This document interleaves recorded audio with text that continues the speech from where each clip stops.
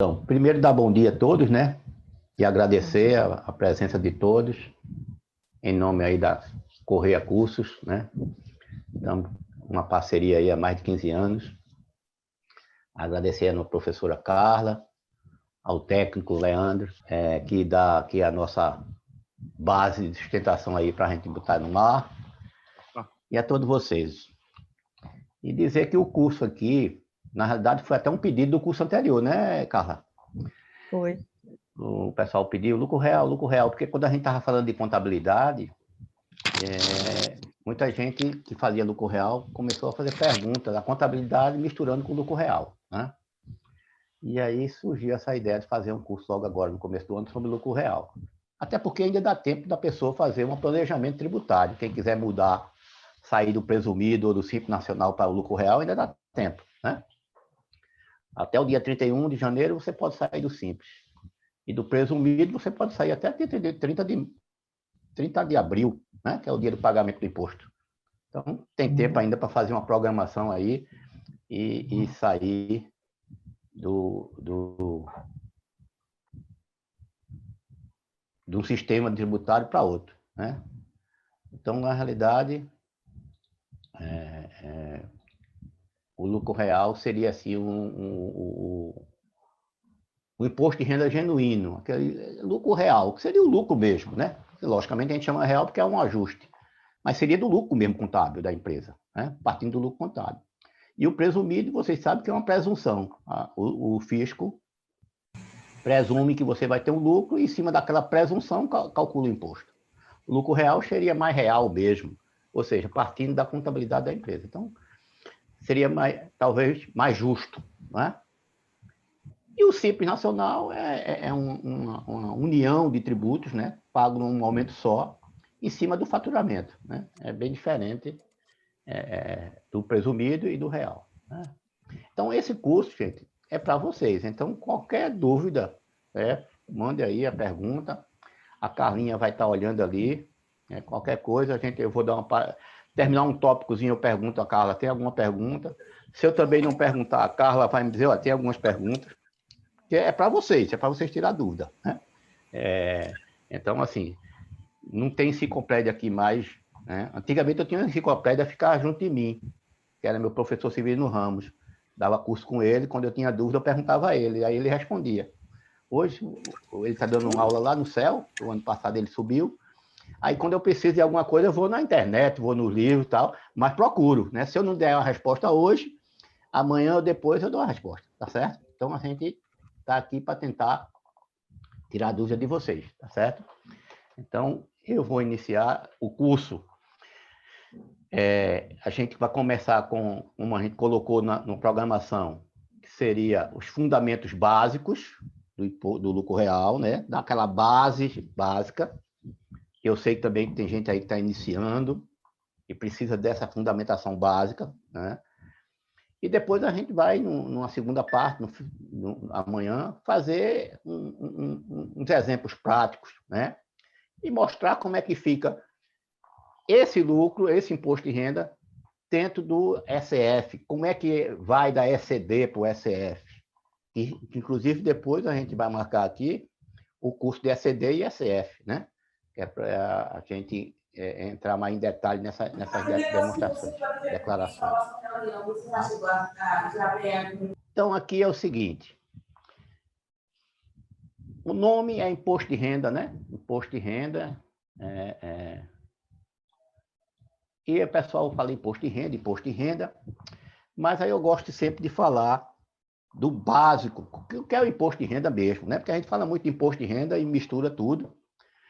Mas o imposto de renda, o nome dele é imposto, né, de renda e provento de qualquer natureza, né? Ele está previsto na nossa Constituição, né, no artigo 153 da Constituição, tá?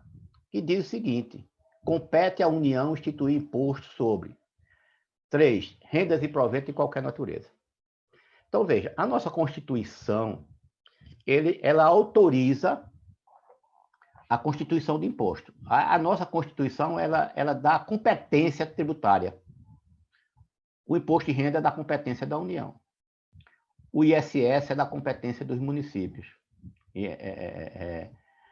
O ICMS dos estados, Distrito Federal. Quem dá essa competência é a Constituição. Então, só quem pode tirar essa competência é a Constituição. Ninguém pode tirar, né?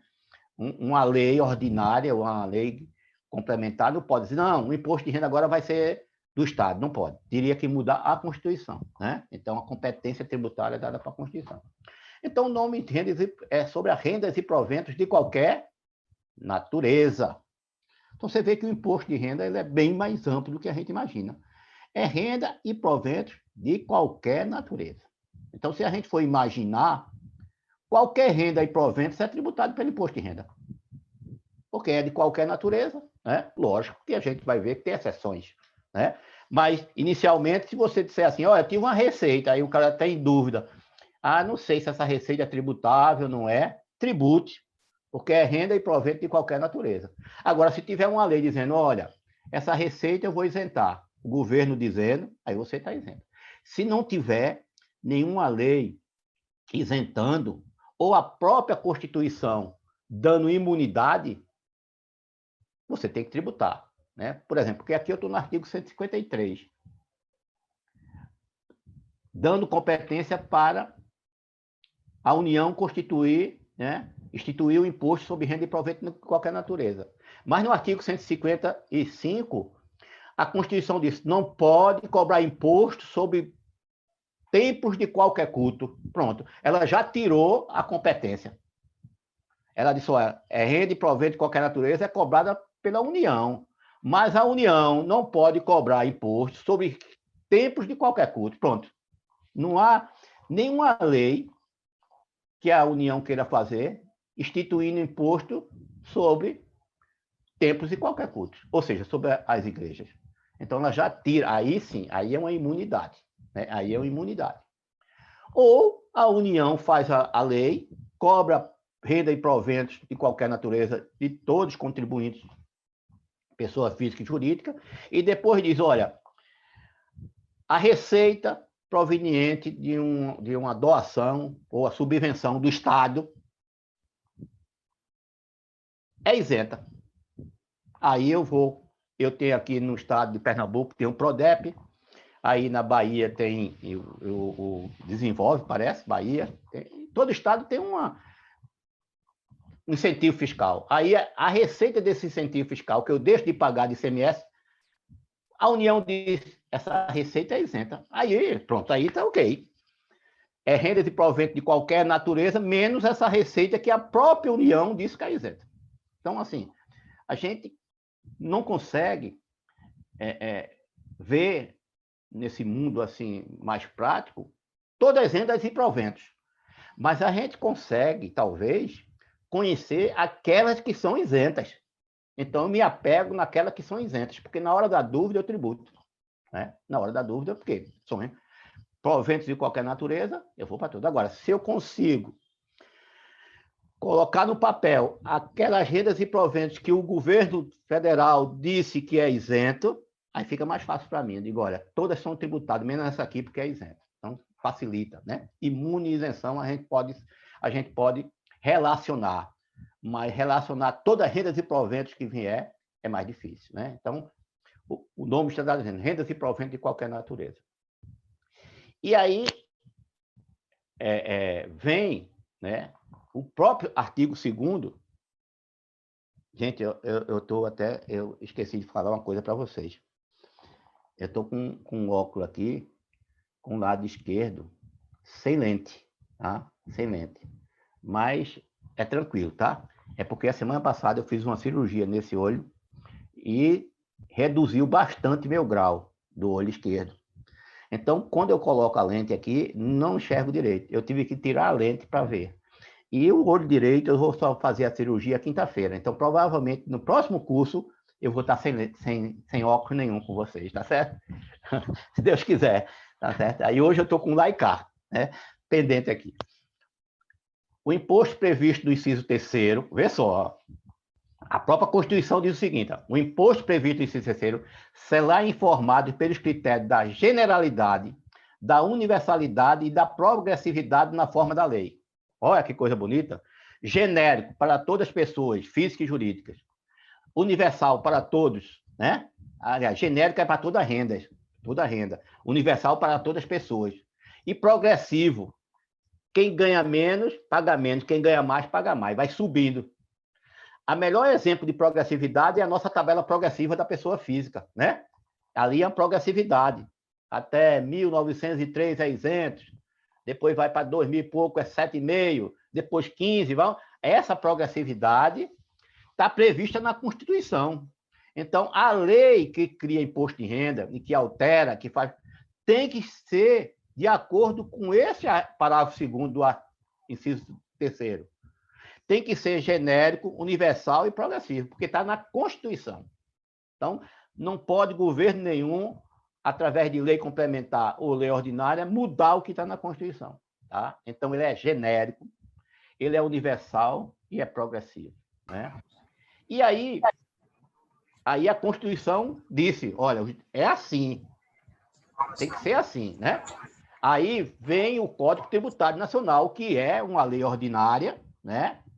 Lei 5.172, de 66, porém, ela tem status de lei complementar, porque a partir de 88, a nossa Constituição Federal diz que vai ter um Código Tributário Nacional, que será uma lei complementar.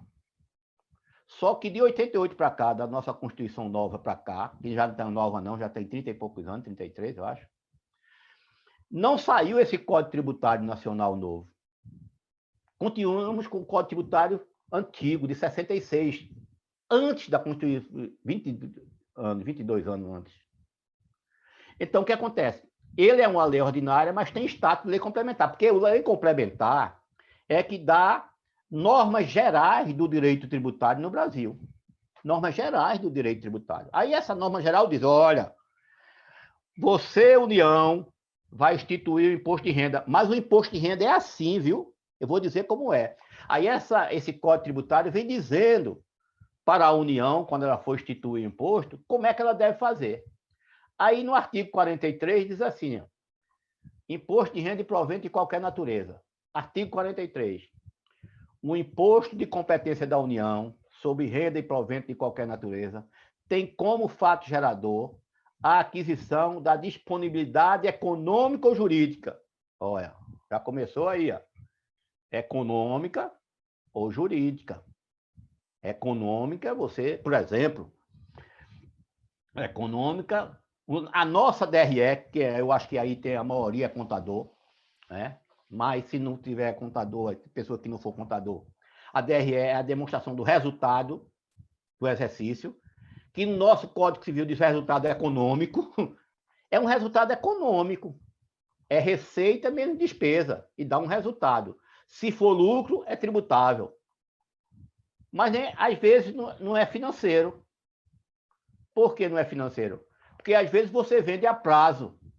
Ou seja, um ato jurídico, contrato de venda a prazo, que reconheço a receita, que eu ainda não recebi. Essa receita forma um lucro e eu pago imposto. Pô, mas nem recebi do cliente. Ah, mas tem um resultado econômico e houve um ato jurídico perfeito, que foi a venda a prazo. Tá? Então, se há essa disponibilidade, né, economicamente já, ou juridicamente, né, você tem que pagar imposto. Não necessariamente tem que ter o dinheiro. Agora, no caso de pessoa física, é, sim, regime de caixa. É a disponibilidade financeira. No caso de pessoa jurídica, pode ser regime caixa ou competência. No geral, é regime competência. Porém, a gente sabe que, usando o lucro presumido, o governo permite fazer pelo regime de caixa. Mas no lucro real é sempre regime de competência, que é o regime contábil. Aí ele diz assim, disponibilidade econômica ou jurídica de quê? De renda. O que é renda?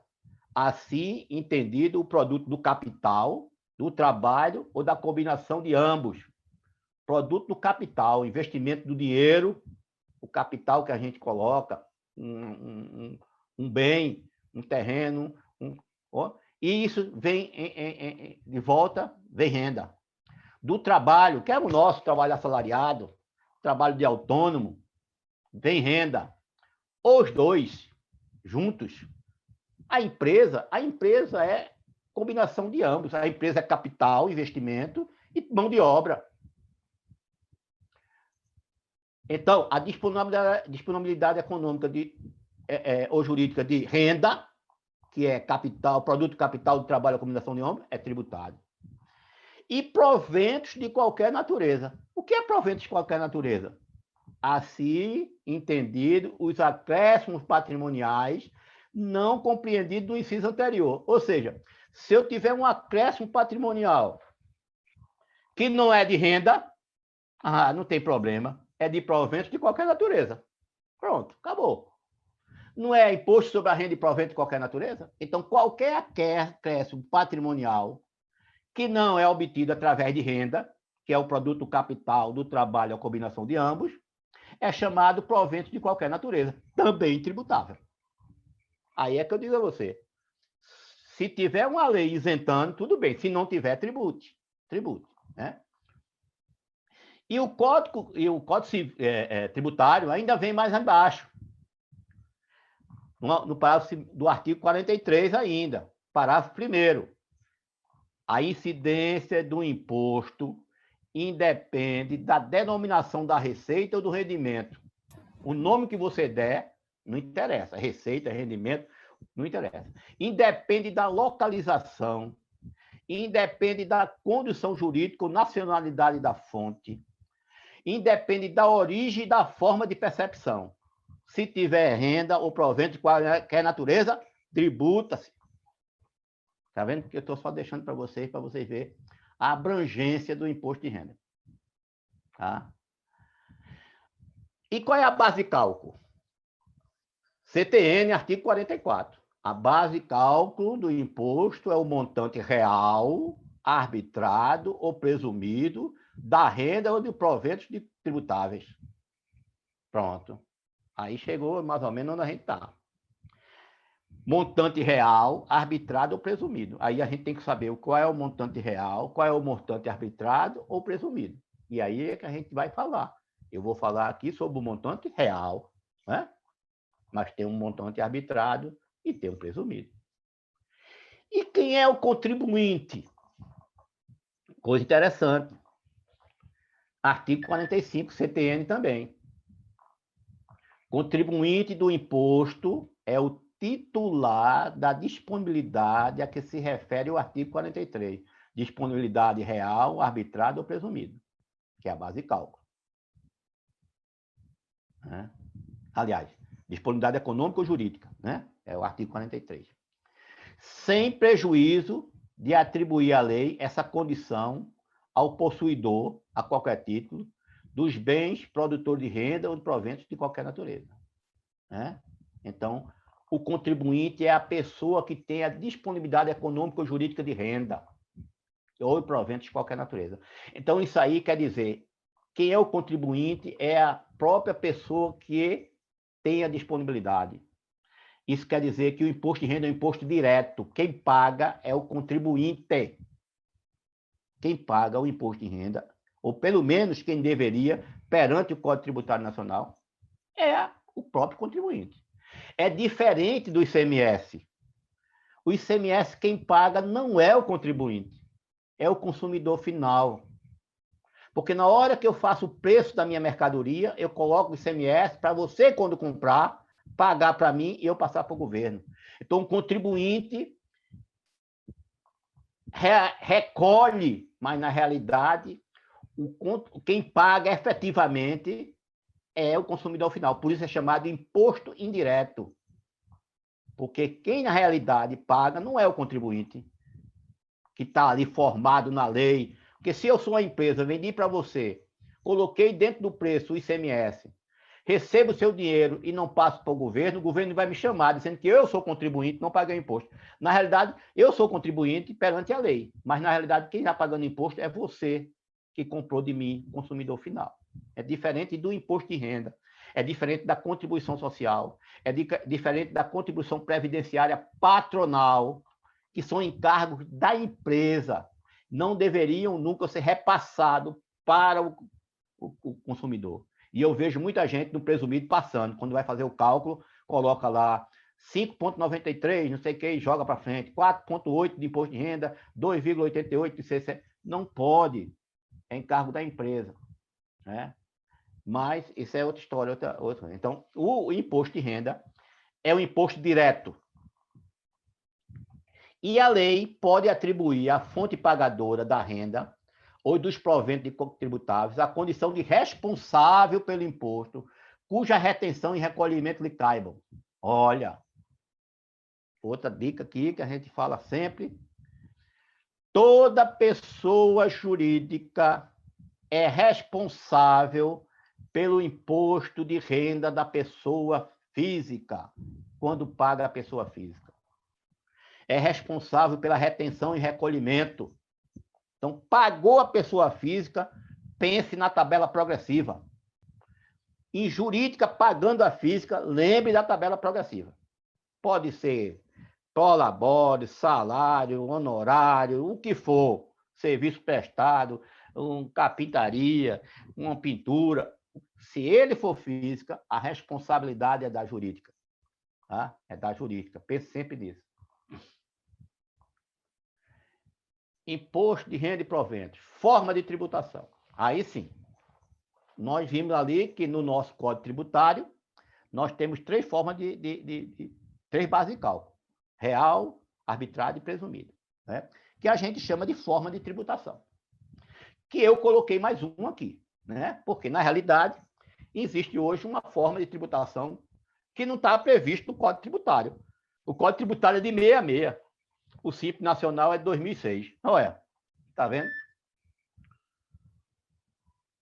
Então, o Simples Nacional é uma forma de tributação também, que inclui imposto de renda. Eu posso optar hoje pelo Simples, pelo presumido, pelo real. Né? O arbitrado eu não posso optar. Eu posso até fazer o arbitrado numa exceção. Eu posso me auto-arbitrar. Mas não é uma forma de você fazer planejamento tributário. Tá? Inclusive, teve há uns 4, 5 anos atrás, eu vi uma ação de uma empresa que auto se arbitrou para fazer planejamento e o fisco glosou, tá? Uma briga jurídica. Porque você pode se auto-arbitrar, desde que suas receitas, seus livros, não esteja conseguindo fazer a forma real ou presumida, aí você auto se arbitra. Mas fazer o auto-arbitramento como forma de planejamento, o fisco não aceitou. Então, assim, eu sou Simples Nacional, eu posso ser Simples Nacional hoje, se eu tiver um faturamento até 4 milhões e 800 mil. Acima de 4 milhões e 800 mil, eu posso ser presumido ou real. Né? Presumido, eu vou até 78 milhões, eu posso ser presumido. Passei de 78 milhões, eu tenho que ser real, obrigatoriamente. Mas veja só, eu tendo 3 milhões, eu estou dentro do Simples Nacional, porque é até 4.800. Tudo bem. Mas eu posso fazer presumido, se eu quiser. É até 78 milhões o presumido. Eu posso fazer o real. O real não tem limite. Eu posso ter faturamento 100 mil. Eu posso fazer real. Agora, acima de 78 milhões, é obrigado a fazer real. Para baixo, faz quem quiser. Eu estou dentro do Simples Nacional, abaixo de 4 milhões e 800 mil. Eu quero ser simples, eu posso. Eu quero ser presumido, eu posso. Eu quero ser real, eu posso. Agora, eu passei de 4 milhões e 800 mil, mas estou abaixo de 78. Estou nesse universo aqui no meio. Não posso ser Simples Nacional. Posso ser presumido? Posso, porque estou abaixo de 78. E posso ser real. Agora, passei de 78, aí sou real. Tá? Então, o Simples, como eu lhe falei, é uma forma, né, de unificar vários tributos numa única guia. Né? A gente chamava o Simples, é um imposto simples, na realidade não é um imposto. O Simples contempla 8 tributos, né? que você recolhe de uma forma unificada em cima do faturamento. Facilita o empresário para não estar saindo para pagar imposto de renda, outra guia para contribuição social, uma guia para COFINS, uma guia para PIS, uma para INSS patronal, a outra do ICMS, a outra do ISS, a outra do IPI. Não. É simplificar. Uma única guia paga 8 tributos, pode pagar até 8 tributos de uma única forma, simplificada, calculada em cima do faturamento. Lógico, tem outros detalhes que não é tão simples assim, mas essa é a forma para quê? Para simplificar a vida do empresário. O presumido é uma forma de imposto de renda onde o fisco presume que você terá um lucro toda vez que faturar. E aí, no geral, as empresas comerciais, indústria e comércio, serviço de transporte de carga, serviços hospitalares, faturou, em cima daquele faturamento, o fisco presume que você tem um lucro de 8%. E em cima desse lucro, ele calcula o imposto de renda. E o lucro real, que é a forma que nós vamos falar hoje, a pessoa jurídica calcula o imposto de renda com base na contabilidade, no lucro extraído da DRE, da demonstração contábil do exercício, aonde se faz a apuração do lucro ou prejuízo da empresa. A partir daquele lucro é que se forma um lucro real e se paga o imposto. Tá? E o arbitrado é como se fosse uma punição, não é? O fisco desclassifica a sua escrita e arbitra o imposto porque você cometeu algo errado. Né? Então, é essa forma de tributação. Aqui eu estou falando de base de cálculo no geral, tá? Que serve para imposto de renda. Aliás, aqui é lucro real. Né?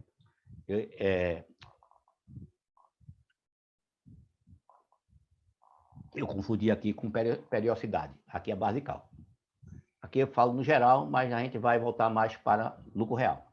A base de cálculo do imposto de renda é determinada segundo a lei vigente na data da ocorrência do fato gerador. O fato gerador é aquele lucro real, né, presumido ou arbitrado. Então, se está ocorrendo hoje o fato gerador agora, em janeiro, eu vou apurar com a norma vigente agora, em janeiro. Se não dá mais para aumentar, não, né? Não aumenta mais imposto agora nesse ano, não. Porque o imposto de renda, ele segue o princípio da anterioridade. Ele só pode ser alterado agora em janeiro de 2021, 2022. Que tem que ser no ano seguinte à lei que publicou a alteração. Então, se a lei vai ser publicada em 2021, ele só pode ser alterado em 2022. Né? Princípio da anterioridade. Então, tudo que ocorrer agora em 2021, eu estou dentro da lei vigente de 2021. Eu estou pagando imposto de acordo com ele. Se ocorrer uma alteração em 2021 para a vigência de 2022, então a ocorrência do fato gerador acontecer em 2022, aí sim, eu poderia ter uma alteração na base de cálculo. Né? O que entra na base de cálculo do imposto? Né? Todos os ganhos, rendimentos de capital, qualquer que seja a denominação, que ele seja dado, independente da natureza, da espécie, da existência de título, do contrato escrito, bastando que decorra um ato ou negócio que, pela sua finalidade, tenha os mesmos efeitos previstos na norma específica do imposto de renda. É como a gente viu lá em cima. Qualquer acréscimo patrimonial, independente de como foi, se tiver dentro de um ato jurídico perfeito, mesmo que não esteja ainda concretizado estritamente, é, sim, base para o imposto de renda. Né? O período de apuração. O período de apuração aqui, ele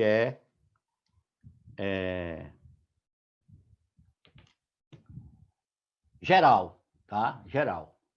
Mas tem uma exceção. Então, período de apuração. O imposto de renda no Brasil, ele é trimestral, tá? Ele é trimestral. 31 de março, 30 de junho, 30 de setembro, 31 de dezembro. Pronto. Ninguém muda isso aí, não. Está previsto pela legislação de imposto de renda. Ninguém muda. Ah, eu quero fazer trimestral, mas quero fazer diferente. Não pode. É fechar em março, em junho, setembro e dezembro. Agora, Isso para presumido, real e arbitrado. Tá? Agora, no caso de apuração com base no lucro real, nós temos uma opção de fazer a apuração anualmente. Entretanto, nós temos que recolher o imposto mensal por estimativa. O que quer dizer mensal por estimativa? Quer dizer que eu vou antecipar o imposto do ano. Porque a apuração é anual.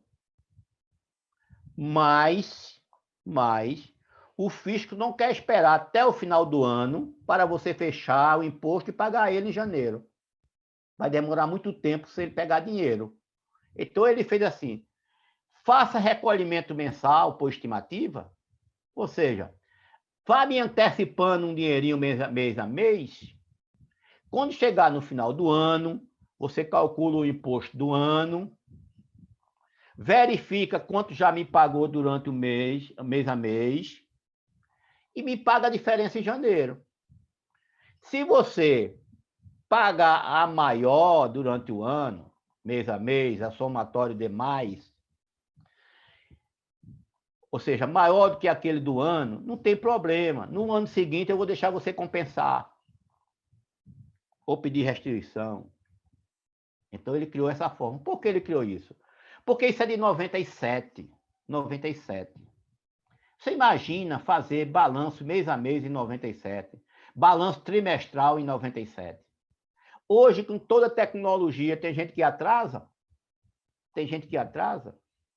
Imagina naquela época que a gente não tinha tecnologia de hoje, você fechar 3 em 3 meses o balanço para curar o imposto de renda. Aí o cara disse, não, aí o fisco, todo mundo reclamou, o fisco, não tem problema não. Quer fazer anual, faça. Agora, me adiante um dinheirinho. E esse adiantamento, a gente vai ver, ele pode ser feito de duas formas. Um é com base no próprio balancete, se a pessoa tiver condições, que hoje tem, porque a informática ajuda. Ou então com base no faturamento, como se fosse presumido. Aí muita gente fazia assim, pagava durante o ano com base no faturamento. Só fazia um balanço no final do ano. E aí ia ver a diferença. Geralmente pagava mais, que era em cima da presunção. E aí isso mudou, que a gente vai ver mais depois que isso mudou. Hoje não é mais assim. Né? E a alíquota? A alíquota do imposto de renda é 15%. Presumido, real e arbitrado. Qual é a alíquota? 15%. Ah, mas não muda, muda a base de cálculo. A base de cálculo arbitrada é 20% maior que a base de cálculo presumida. E a base de cálculo real é com base na contabilidade. A base de cálculo do lucro real vem da contabilidade e faz um ajuste. A presumida é uma presunção sobre o faturamento. No caso do comércio que eu falei, 8%. Serviço, 32%. A empresa de serviço tem 32%. E a base de cálculo arbitrada é 8 vezes mais 20%, dá 9,6%. É maior do que o... Então, a base de cálculo são diferentes, mas a alíquota é a mesma. Então, se, por exemplo, eu faturei 100 mil, o fisco diz, como eu sou comerciante, meu lucro é 8 mil. Vou pagar 15% de 8 mil.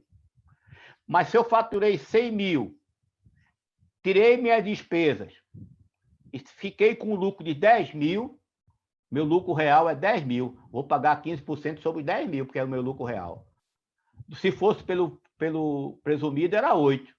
Qual é a melhor escolha? Vou para 8. Aí, a gente tem que saber escolher no começo do ano. Então, assim, o que mudou foi a base. Os 15 continuam mesmo. Então, se meu lucro real é menor que meu lucro presumido, eu corro para o real. Se meu lucro presumido é menor que o real, eu vou para o presumido. Não tem problema nenhum. Porque a alíquota é a mesma. O que difere é a base de cálculo. E temos um adicional do imposto de renda. Não é progressivo? Não está na Constituição que o imposto de renda tem que ser progressivo? Então, quem tiver um lucro superior a 20 mil no mês, o que passar de 20, tem mais 15, 10%. Então, se meu lucro no mês foi 20 mil, eu aplico só 15.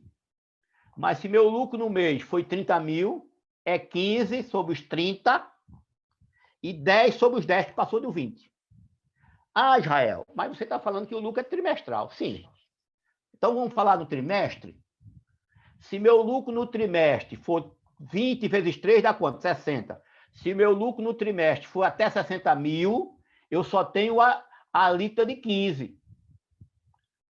Mas se meu lucro no trimestre passou de 60 mil, vamos lá, foi 70 mil, eu tenho a alíquota de 15 sobre 70. Sobre 70, que é a alíquota normal. E tenho mais 10% sobre o que passar de 60. Olha, eu tive 70, menos 60, passou 10. Tenho 10% sobre 10. Eu falei 20, e aqui você vê que é 20 mil ao mês, multiplicado pelo número de meses. Por que ele fala isso?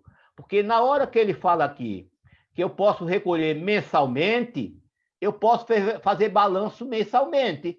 Se eu fiz um balanço de janeiro, para pagar o estimativa, é 20 mil. Se eu faço um balanço de janeiro a fevereiro, para pagar o estimado de fevereiro, é 2 meses, dá 40.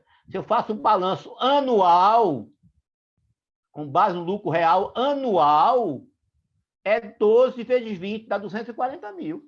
Então, quando eu faço meu balanço anual, até 240 mil não tem adicional, porque é 20 ao mês, vezes 12 meses, dá 240 mil. Então, por isso que ele fala mês ao mês. Se for no trimestre, lógico, é 60 mil. Aí eu faço um exemplo aqui embaixo. Lucro real do trimestre, 90 mil. Lucro real. Pode ser presumido. Não interessa como cheguei aos 90.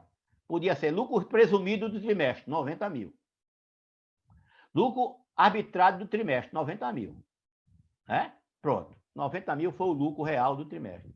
A alíquota normal é 15%. Deu 13.500. O adicional, é 30. Por que é 30? Porque é 90 menos 60, que não é um trimestre. Então dá 30, né? Aqui, 90 mil menos 60, que é 20 vezes 3, dá 30. Vezes 10 dá 3 mil. O imposto devido é 16.500. Tá? Então, essa é a regrinha do imposto de renda, em qualquer que seja a modalidade. Tá? Então, aí ainda estamos falando assim, praticamente no geral. É direto para o lucro real, mas eu estou falando aqui que serve para presumido, serve para arbitrado. Prazo de recolhimentos. Lucro real trimestral. Né? Então, nós temos real trimestral, real anual. Poderá recolher o imposto de renda e a contribuição em cota única até o último dia do mês subsequente ao encerramento do trimestre. Ou seja, em cota única, eu pago no último dia útil do mês seguinte ao trimestre. Então, se o trimestre fechou em março, eu pago até o último dia útil de abril. Se fechou em junho, até o último dia útil de julho. Se fechou em setembro, até o último dia útil de outubro. O que fechou agora em dezembro, nós vamos pagar até o último dia útil agora de janeiro, trimestral. Ótimo. Porém, o fisco diz o seguinte: você pode dividir em 3 cotas mensais, iguais e sucessivas, vencíveis no último dia útil dos meses subsequentes ao encerramento. Então, por exemplo, se nesse período agora, outubro, novembro, dezembro, fechei agora em dezembro, e aí eu estou com um fluxo de caixa meio ruim, porque eu tive 13º, tal, o ano não foi bom, tal. Aí eu não vou pagar em janeiro cota única. Eu vou dividir em 3 cotas. Eu posso dividir em 3 cotas. Pago uma em janeiro, pago uma em fevereiro e pago outra em março. 3 cotas iguais e sucessivas. Janeiro, fevereiro e março. Tá? Só que tem o seguinte, essa cota, ela não pode ser menor que R$1.000. Não pode ser menor que R$1.000. Então, eu só posso dividir em 3 se meu imposto for 3 mil. Eu pago 1.000 em janeiro, 1.000 em fevereiro e 1.000 em março. Se eu tiver até 2 mil, 2.000 eu ainda dá para dividir em duas. 2.000 dá para dividir em duas. Acima de 2.000 até 3.000, até 2.999,99, eu só posso dividir em duas. Só posso dividir em três, passar de 3.000. Agora, se eu tiver uma cota de 1.999,99, eu não posso dividir em duas, porque dá menos de R$ 1.000. Eu tenho que pagar em cota única. Porque a cota menor que tem é R$ 1.000. Outra coisa, essa cota, ela também é corrigida pela Selic. Embora hoje a Selic está bem pequena, né? A Selic era 12, 15, 16, foi baixando para 10, tal, foi baixando, hoje está em 2%. Mas mesmo assim, eu não sei se tem alguma aplicação financeira, talvez você aplicar em dólar e em euro, né? Tenha em 3 meses um resultado maior que no mês maior que 2%, não sei. Porque antigamente o pessoal fazia isso, aplicava o dinheiro, dividia em cotas e aplicava o dinheiro, né? Mas hoje me parece que isso não vale mais a pena. Por quê? Porque a primeira cota em abril, que você vai pagar agora, em janeiro, você paga sem Selic. Você paga sem Selic. A cota de fevereiro, você paga com 1% de juros. E a cota de março, você paga com 1% de juros, mais a Selic de fevereiro. A Selic do mês anterior. Do mês do pagamento é 1%, porque você não sabe a Selic ainda. Primeiro mês não paga nada, é zero. Segundo mês você paga 1%, porque não sabe a Selic do mês de fevereiro. Então é 1% em fevereiro. Em março, é 1% do mês de março, mais a Selic de fevereiro. É corrigida. Hoje não tem lá esses juros todo, não, né? Quem está com caixa pequena, divide em 3, né? Não tem problema nenhum. Por exemplo, nesse primeiro trimestre agora, se a gente fazer o primeiro trimestre, aqui considerando 2021, primeiro trimestre, a primeira cota, ou cota 1, seria dia 30/4 de 21. Né? A gente vai fechar em março, pagaria. Se você quiser dividir em 3, a segunda seria 31/5 de 2021 e a terceira 30/6. Lógico que a segunda teria 1% e a terceira terá 1% mais Selic do mês de fevereiro.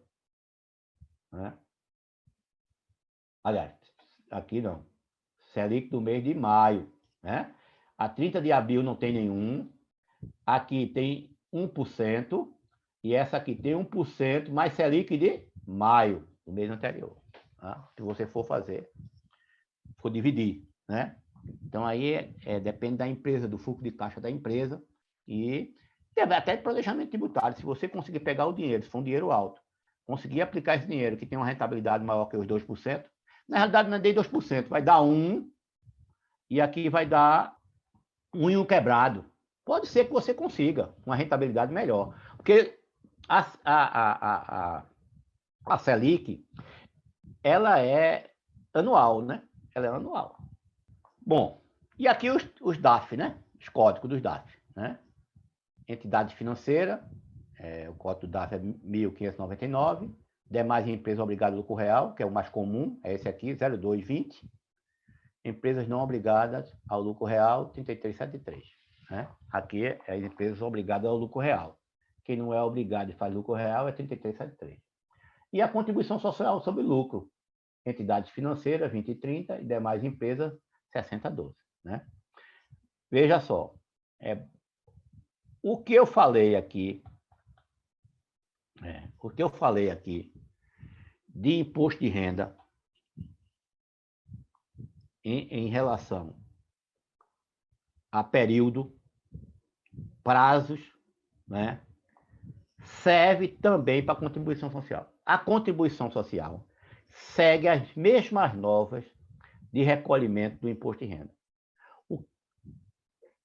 O que muda é a base de cálculo da contribuição social e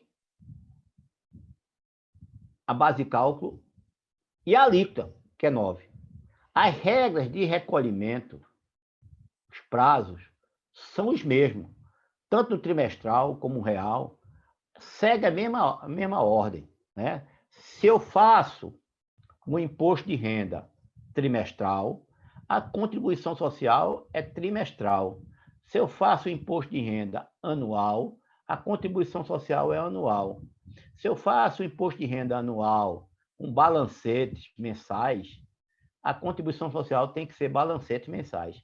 Se eu faço o imposto de renda anual com base na presunção, na receita bruta, mês a mês, a contribuição social é com base na receita bruta mês a mês. As mesmas regras de recolhimento é o mesmo da contribuição social, é o mesmo do imposto de renda. A contribuição social não pode fugir disso. Ela só tem uma diferença de base de cálculo e alíquota, tá? Então, assim, se é trimestral, é trimestral. A data de vencimento é a mesma, tá? Por isso que eu botei ali a coisa. Real anual. Bom, real anual, você recolhe uma vez no ano o imposto de renda mesmo, né? Que é até março do ano seguinte. Porém, você não tem que recolher mês a mês a estimativa. Então, a estimativa é no último dia útil do mês seguinte.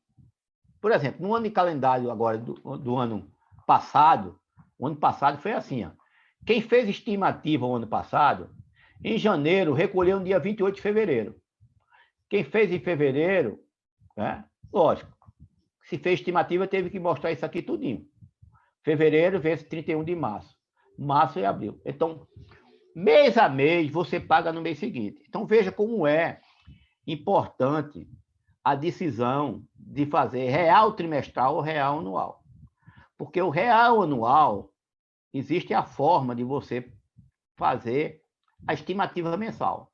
Se você vai fazer essa estimativa mensal, janeiro, vai recolher no dia 28 de fevereiro, com base no balancete, você tem que fazer o balancete de janeiro rápido em fevereiro, que é para em dia 28 saber se tem imposto a pagar ou não. E aí, se você vai fazer 12 balancetes, são o de janeiro, faz até o final de fevereiro para pagar a alíquota. Janeiro com fevereiro, tem que pagar até 31 de março. Janeiro, fevereiro e março, tem que pagar em abril. Então, o balancete ele vai se acumulando. É o balancete de janeiro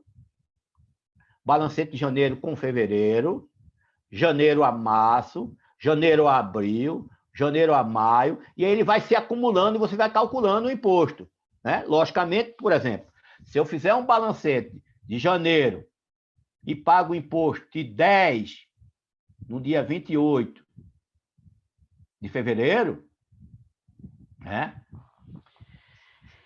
E o balancete de fevereiro, que é janeiro com fevereiro. Olha, deixa eu pegar aqui, ver se eu consigo fazer aqui um negócio aqui para vocês entenderem um pouquinho melhor. Ó, se esse balancete aqui de janeiro, o imposto deu 10, tá aqui, deu 10, eu paguei 10, foi de janeiro. Aí eu faço um balancete de janeiro com fevereiro. Aí o imposto aqui deu 15. Mas eu não vou recolher 15. É 15 menos os 10. Eu vou recolher só 5. Porque o balancete ele se acumula. Aí eu faço um balancete de janeiro a março. Deu 22. 22, eu não vou recolher 22. Eu vou recolher 22 menos 15. Vou recolher 7. Certo? Então, veja só. Se eu escolher balancete, eu tenho que fazer balancete correndo e a coisa. Então, é assim. Tem que ter a contabilidade realmente, né, pronta para fazer as coisas bem feitas. Agora, se eu escolher pagar, se eu escolher pagar no faturamento, ou seja, com base na receita bruta,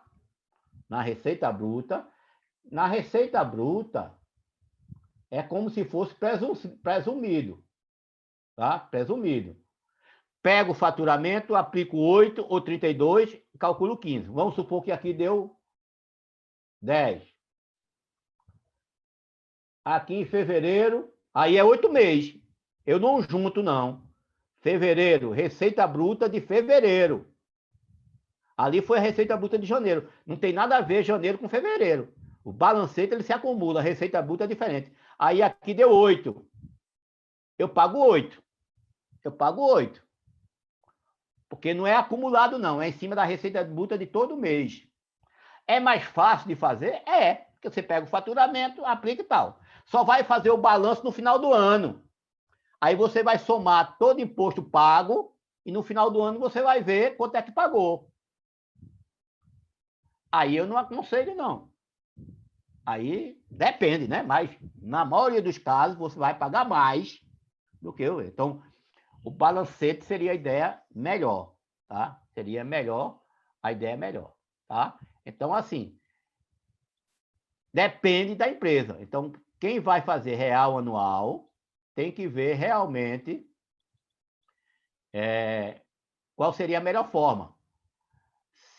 Se é estimativa ou é balancete. Geralmente, o balancete, a gente vai ver mais na frente, é melhor, tá? O balancete é melhor. Bom, vamos ver agora a obrigatoriedade do lucro real. Né? Quem está obrigado? Quem está obrigado? São obrigados ao regime de tributação com base no lucro real as pessoas jurídicas. Primeiro, cuja receita bruta do ano calendário anterior tenha excedido 78 milhões, uma média de 6 milhões e 500 ao mês, né?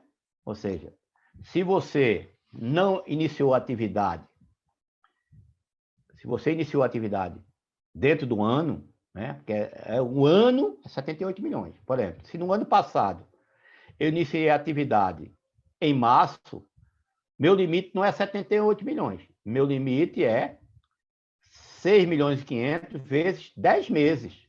Porque se eu iniciei em março, de março a dezembro tem 10 meses. Aí eu pego a média 6.500 vezes 10, daria 6 milhões e 65 milhões. Tá? É 78 milhões ao ano. Não é? Então, quem faturou acima disso é obrigado a lucro real. Tá? Aí, isso é o faturamento. Né? Agora, como eu falei, quem faturou abaixo também pode ser lucro real. É só querer. Né? Aí é obrigatoriedade. Aí vai depender daquilo que eu falei para vocês. Se eu acho que o lucro real é melhor, eu vou para optar pelo lucro real. Não tem problema nenhum, tá? Aqui, pelas atividades.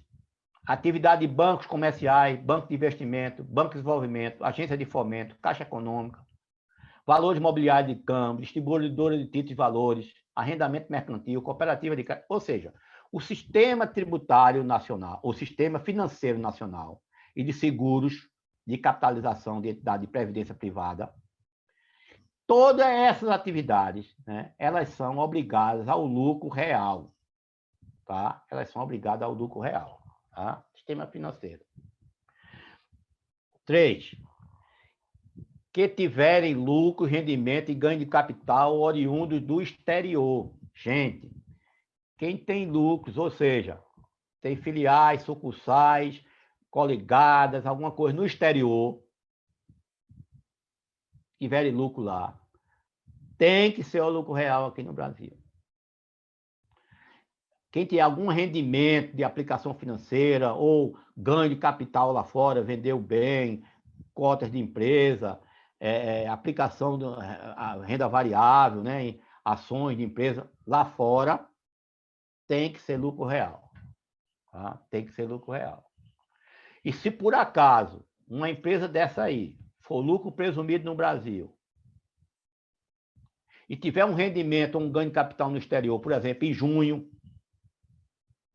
tem que passar para lucro real imediatamente no trimestre que teve um rendimento. É obrigado a mudar. É obrigado a mudar. Não pode permanecer no presumido. Ela muda para o... Faz o primeiro, por exemplo, primeiro trimestre presumido. No segundo teve um rendimento, um ganho do exterior. O segundo trimestre já é presumido, já é real. Ela vai marcar lá na SCF que primeiro trimestre presumido e o resto, os 3 trimestres seguintes, real. E a SCF vai dizer, vai aceitar, porque sabe que pode acontecer. né?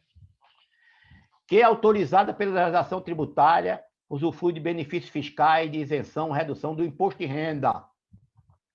Toda empresa que tem benefícios fiscais do imposto de renda, ela é obrigada a fazer lucro real, né? Sudene, Sudan, Programa de Alimentação do Trabalhador, Criança e Adolescente, Lei Rouanet, Cultural e Artístico, todos esses programas de incentivo, ele leva a empresa ao lucro real, tá? Empresa de lucro presumido não pode ter incentivo fiscal de imposto de renda, tá? De redução ou isenção de imposto de renda. E eu coloquei imposto de renda aqui em negrito, que é para lembrar que é de imposto de renda, tá? Por quê? Porque, por exemplo, eu tenho... há um tempo desse a gente estava fazendo curso até com o Severino Ramos, pela 4M Treinamentos aqui em Recife. E uma pessoa questionou, um contador questionou, que ele era do Prodep, Pernambuco, e tinha que ser lucro real, né? Bom, pode até que sim. Não por ter incentivo do Prodep. Talvez o Estado de Pernambuco, até para fiscalizar melhor, peça para ele ser lucro real, né? Aí é uma legislação do Estado. Na legislação do imposto de renda, não era obrigado, porque o imposto a tributação dele era isento, era redução de imposto através do Prodep, era um imposto do Estado. Então, isso não leva à tributação pelo lucro real. A não ser que no projeto que ele fez lá, com a DDPE, fez o projeto, foi aprovado, e o governo do Estado achou por bem, disse, olha, ele dou a isenção de tantos por cento do ICMS, desde que você faça lucro real. Aí é outra história, tá certo? É outra história. A legislação do imposto de renda fala somente de redução e isenção do imposto de renda, tá? 5, que no decorrer do ano calendário tenha efetuado o pagamento mensal por estimativa. Ora, se eu escolho pagar por estimativa, estimativa é uma forma de lucro real. É o lucro real anual. Então, tem que ser lucro real, né? Temos uma perguntinha. Tá certo. Ronaldo pergunta, o DARF 3373, ele pede para dar mais exemplo. Empresas não obrigadas ao lucro real. Eu sou uma empresa que faturo abaixo de 78 milhões. Tá? Abaixo de 78 milhões. Estou aqui, ó. Não sou obrigado a lucro real, mas quero fazer lucro real. Tá? Se eu sou acima de 78 milhões, ou sou banco, não, mas banco tem o código diferente. Se eu sou acima de 78 milhões, eu sou obrigado a lucro real, não sou? Então, se eu sou obrigado a lucro real, tá. Entidade financeira, empresas obrigadas a lucro real. Quem é obrigado a lucro real, usa esse código aqui. Quem é lucro real, mas que faz porque quer, não está obrigado, usa esse código aqui. Ok? O governo, a Receita, ela separa, ela quer saber. Porque quando eu passo 78 milhões, eu vou ter que ser lucro real. Então, eu vou usar um código dizendo, olha, eu sou obrigada. Então, é um tratamento. Aquela outra, ele está dizendo assim, eu estou fazendo lucro real, mas porque quero. Né? Tá certo? Só isso. Aqui, que exploram atividade de prestação cumulativa e contínua de serviço de assessoria creditícia, mercadológica, gestão de crédito. Resumindo, as empresas de factoring, elas são obrigadas a lucro real. Tá? O factoring é lucro real. Que explora atividade de securitização de créditos imobiliários, financeiro e agronegócio. Também é obrigado a lucro real. Bom, tem uma outra situação, por exemplo. Tem uma situaçãozinha assim. As construtoras e incorporadoras, elas não são obrigadas a lucro real. Porém, o ficho diz o seguinte, se você utilizar custo orçado na sua obra, você vai ficar obrigado a lucro real. Então, as construtoras incorporadoras que usam custo orçado na obra, elas também fazem lucro real. O que é o custo orçado? É aquele custo que eles são feito antecipadamente, um orçamento, e em cima desse orçamento, eles apuram o imposto. Tá? Então, nesse caso, ela quer lucro real. Ou seja, eu vou fazer uma obra, 10 apartamentos. Cada um, para mim, vai ter um custo de 100 mil. Vai ter 1 milhão. Então, eu faço isso na planilha, custo orçado. Orcei o apartamento, cada um custo de 100 mil. Aí vendo um apartamento por 200. Aí eu digo, olha, eu vendi por 200, mas eu tenho um custo de 100. Vou pagar imposto sobre os 100. Ah, este é um custo orçado. Se é custo orçado, que você está se prevalecendo, você vai me pagar pelo lucro real. Tá? No final da obra, quando você fechar a obra, você apura o custo efetivo, e depois verifica se pagou a mais ou a menos. Se pagou a menos, tem que complementar. Se pagou a mais, eu devolvo o dinheiro. Tá? Ou seja, se seu custo foi maior do que 100, né? Efetivamente foi maior que 100, você pagou mais imposto. Mas se seu custo foi menor que 100, você pagou menos imposto. Só tem um porém. Esse custo orçado, ele não pode ser superior a 15% do custo efetivo. Inferior, né? Aliás, o custo orçado não pode ser superior a 15% do custo efetivo. Que o fisco vai dizer, peraí, bicho, teu custo era 100, tu disseste que era 100, mas teu custo efetivo foi 80. Tu botasse lá para cima para pagar pouco imposto na época. Então, tu vai pagar agora a diferença com multa e juros. Então, esse custo orçado tem que estar no máximo 15% para mais, no máximo, que é para você não incidir. Então, quem faz esse tipo de obra, geralmente as construtoras fazem isso, tá? Aí elas fazem lucro real. Bom, e qual é o conceito de lucro real? Lucro real. Lucro real é o resultado ajustado. Bom, isso está na Instrução Normativa 1700, de 2017. Lucro real, quando a gente fala lucro real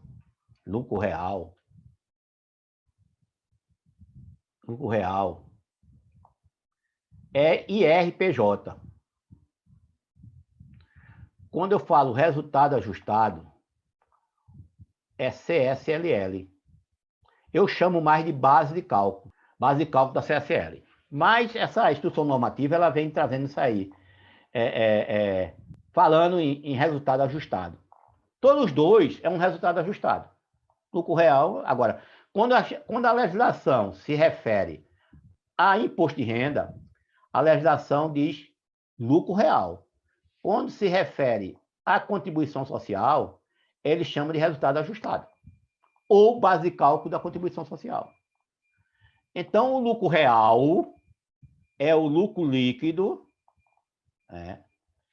do período de apuração, antes da provisão para o imposto de renda, ajustado pelas adições,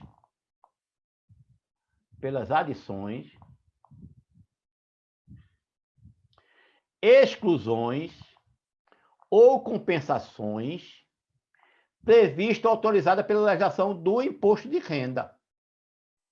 Então, você vê que o lucro real é o lucro líquido. Esse lucro líquido que ele fala aqui é o lucro contábil.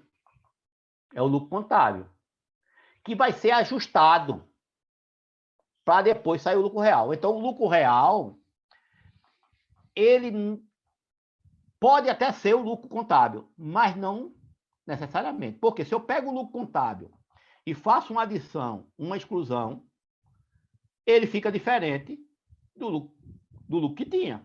Eu pego o lucro líquido, era 100, faço uma adição de 10, ele passa a ser 110. Meu lucro real é 110, não 100.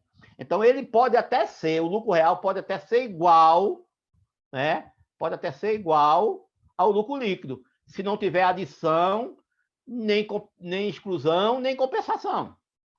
Mas se tiver alguma adição, exclusão ou compensação, o lucro real é diferente do lucro líquido, que é o lucro contábil. Então, o lucro real é o lucro líquido ajustado Lucro líquido esse que é o contábil.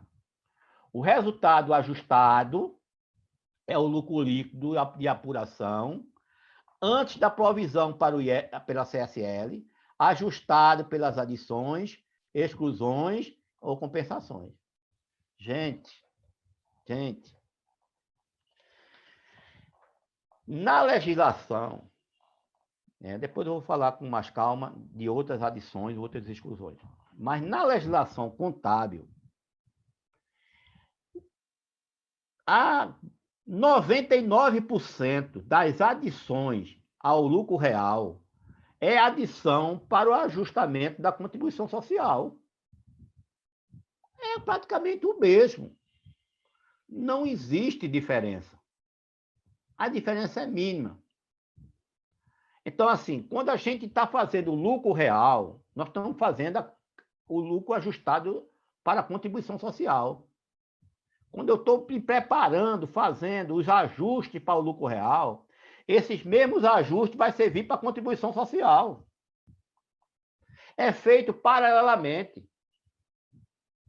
E no sistema da Receita, muitas vezes, quando eu lanço um ajuste no imposto de renda, o próprio sistema leva para a contribuição social automaticamente.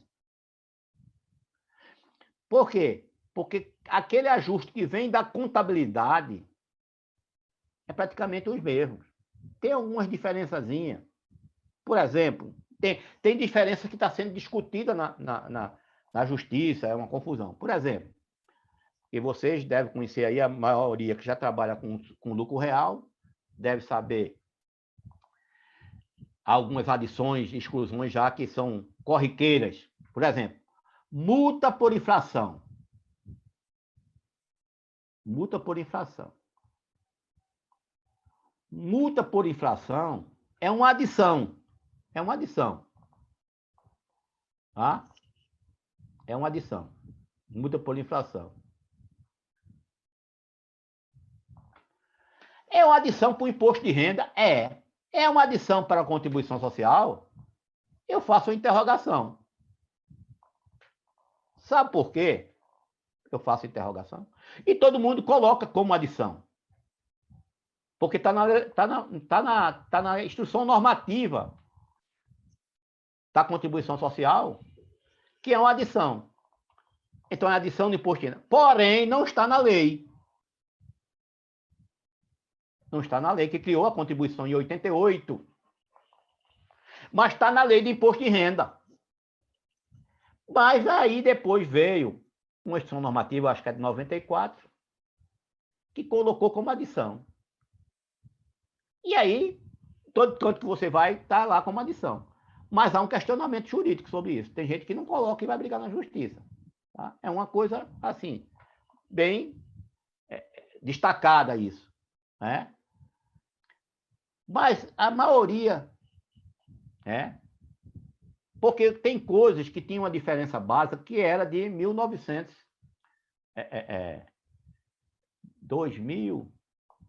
95 para trás ali, né?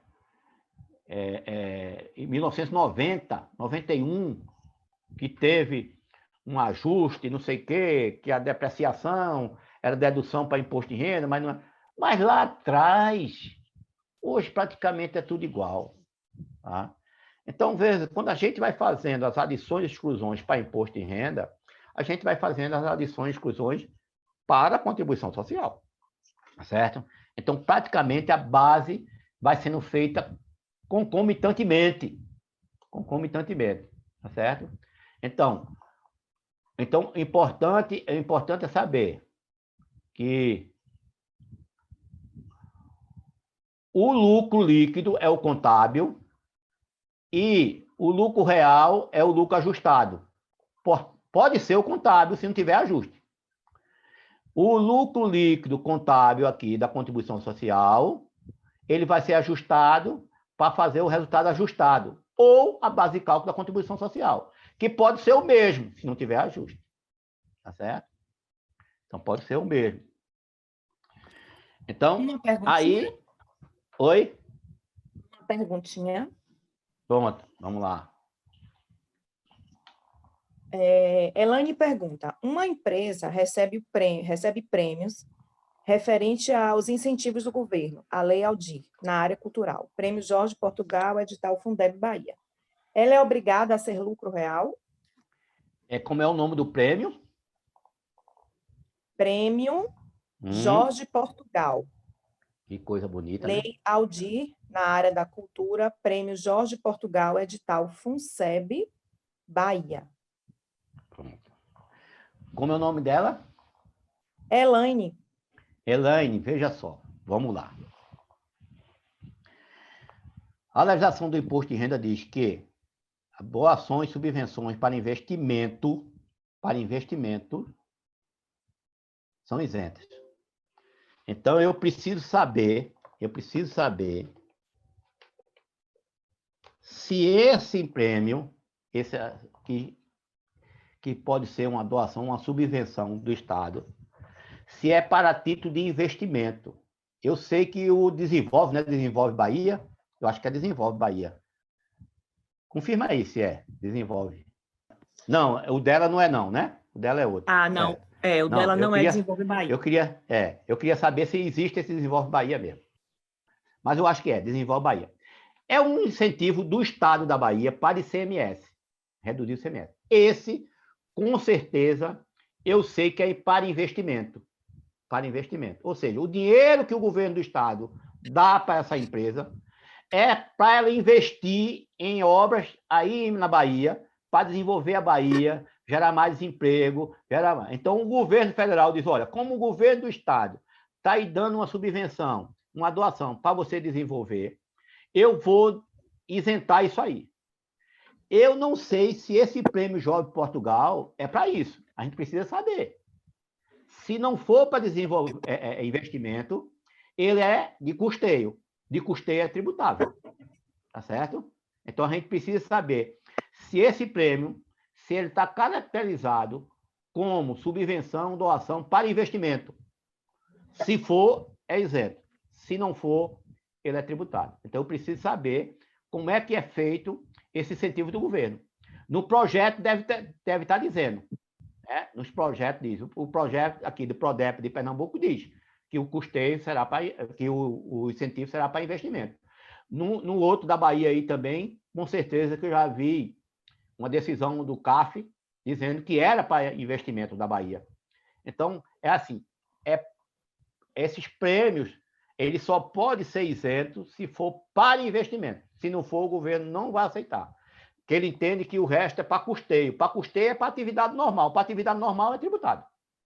Agora, entendi. Tanto ela está dizendo que no momento do recebimento foi retido 20% de imposto de renda. Isso aí, esse prêmio é 20%, eu acho que é exclusivo na fonte.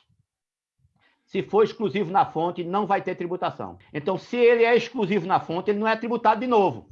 Mas eu vou confirmar isso. Quando é prêmio de sorteio, que esses 20% que é exclusivo na fonte, ele é exclusivo na fonte. Essa receita só tem essa tributação. Então, não deve fazer uma base de cálculo de outro imposto, não. Tá? Mas eu confirmo isso para você. Eu entendi agora. É imposto de renda sobre prêmios e sorteio. Exatamente. É exclusivo na fonte. Esse rendimento é exclusivo na fonte. Né? Mas eu confirmo para você, porque como foi de jurídica para jurídica, eu não estou lembrado se também segue a mesma linha de pessoa física. Mas deve seguir a mesma linha de pessoa física, que é exclusivamente na fonte. Tá certo? Tá vendo? Conversando é que a gente se entende. Tá certo? Bom, vamos fazer o seguinte, tomar um cafezinho, são 10h30, 10 minutinhos para tomar um cafezinho, uma água, ok? Combinado. Beleza.